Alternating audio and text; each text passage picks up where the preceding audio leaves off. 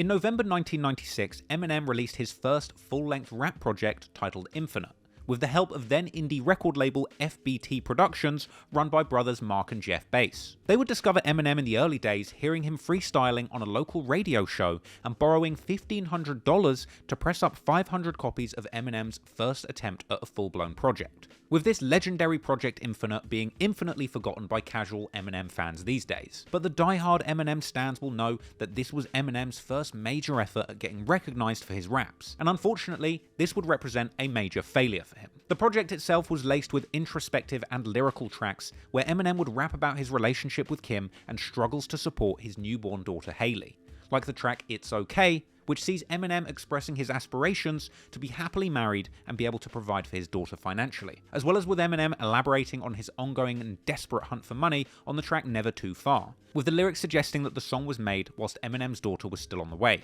And there's also the track Backstabber, an apparent track about a green-haired Detroit rapper called Champtown. He had apparently been friends with Eminem in the early days, with M even appearing in the background of his music video for the 1992 track Doodah Dippity. Champtown had apparently tried to get with Kim behind Eminem's back, an apparent discretion which may have provided inspiration for that scene in 8 Mile where Eminem's love interest cheats on him in the studio. But interestingly, this track was also one of the earliest instances of Eminem using his lyrics to play out a violent revenge fantasy, with Eminem going on to rap about his plans to go on a mission to beat Champtown mercilessly, with the song culminating in describing a bloody scene involving a butcher knife and handcuffs. Despite early sparks of inspiration and painting a picture of his rock-bottom life in the gritty streets of Detroit, the Project Infinite was a commercial failure, with Eminem self-releasing around 500 copies and struggling to sell them all. Ironically, that original pressing of Infinite is now incredibly rare and a holy grail amongst rap fans. If anyone's got a copy, by the way, and wants to sell me that, hit my Instagram, @TraplawRoss. Anyway, at the time, people were not seeking the original pressing of Infinite, and in her later memoir, Eminem's mother Debbie would recall Eminem being mocked on the local radio station, being described as a knockoff Vanilla Ice. And Eminem would later tell Spin magazine in a 2000 interview that the project was a failure and he would even lose his job soon after the release, finding himself broke at Christmas on Hailey's first birthday,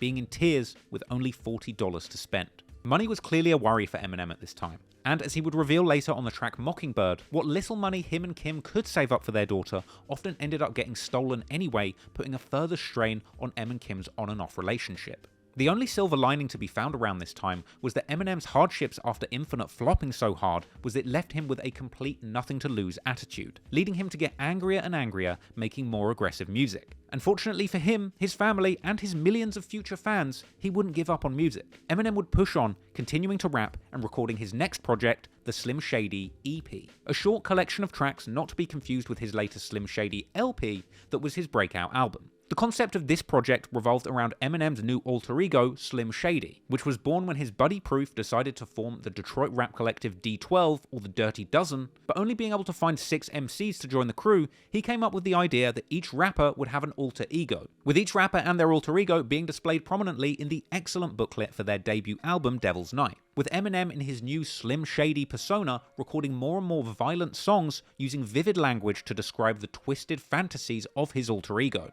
Eminem would describe Slim Shady in an August 2000 Spin magazine interview as the name for his temper or anger, the attitude behind the real man, likely using his music and this alter ego as a release from his difficult personal life. And with this new direction, Eminem would actually finally begin to build a genuine buzz around the Detroit rap scene, with people taking note of the new direction his music was taking, as well as building up a fearsome reputation from constant clashes in the local Detroit battle rap scene. But even though he was finally getting some respect and inspiration on the mic, he was still struggling with money, and his increasingly difficult on and off relationship with Kim. At some point during their intense on and off relationship, Kim would prevent Eminem from seeing his daughter Hailey, apparently due to her disapproving parents, with a frustrated Eminem turned Slim Shady at some point in 1997 recording the shocking track Just the Two of Us, with Eminem telling a fictional story of riding around in the car with his daughter Hailey after killing Kim and stuffing her body into the trunk of a car, and describing himself and his daughter as the 1997 version of Bonnie and Clyde, with Eminem rapping lyrics that tell the story of that car journey as he reassures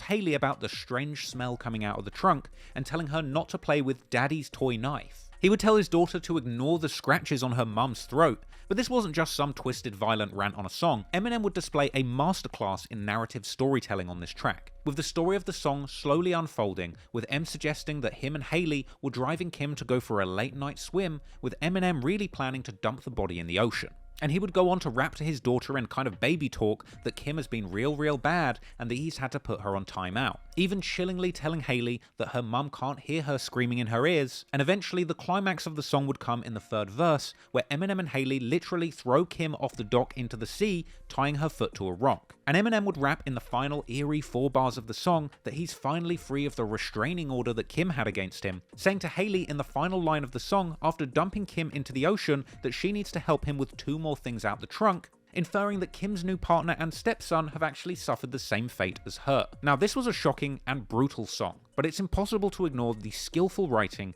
and the artistic merit of Eminem expressing these extreme emotions so succinctly in a rap. With him later admitting in an interview with Much that the relationship had pushed him to such a dark place that he truly did imagine doing these things to Kim, even suggesting that other men in the same situation likely did have the same fantasies as he did. Clearly, Eminem was using his music as an outlet to express his darkest, deepest emotions, and it would be this ingredient that would eventually catapult him to stardom, with him becoming the voice of angry young men all over America. And whilst this wouldn't necessarily mean that he was advocating for actual violence against the mother of his child, no doubt this sort of content would be a hard pill for Kim to swallow. But to add insult to injury for Kim, Eminem would even take his daughter Haley to the studio to record backup vocals for this song, apparently lying to Kim and telling her that they had gone to Chuck E. Cheese together that day. Kim apparently went ballistic once she found out that Haley was a song all about her death. But ironically, only a few weeks after recording this violent revenge fantasy aimed at her, Eminem and Kim had indeed reconciled and got back together. But regardless, Eminem would continue to try and get things going in his rap career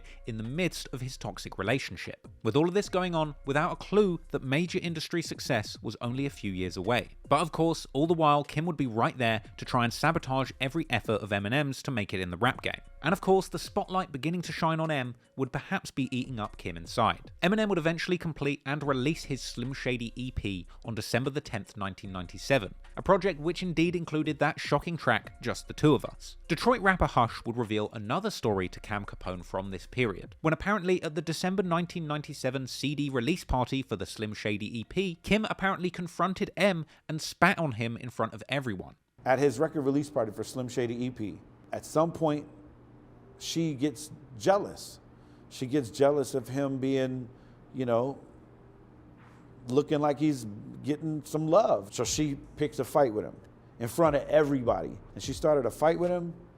and people had to get in the middle. She literally spit on him right in his face in front of everybody. And she had to be dragged out of his record release party and was not allowed back in. She was known to be jealous of Eminem's success and blowing up at him every time he was getting some shine. But it's also possible that she was mad about this scathing diss track and murder fantasy towards her, which I assume was played in front of everybody for the entire release party to hear. Anywho, despite Kim's hurt feelings, Eminem, with the help of his Slim Shady persona, had finally crafted the winning formula for rap stardom. His use of this alter ego in his music to express his darkest and innermost feelings on songs, combined with his high-level lyrical ability crafted from hundreds of hours in the battle rap circuit, would make Eminem arguably the most successful rapper to ever live. But chances are, Eminem and Kim couldn't have possibly imagined what awaited them on the other side of that success. And so, only a month after the release of the Slim Shady EP, Eminem would fly to Los Angeles on a fateful trip where he would famously be discovered by rap game legend Dr. Dre,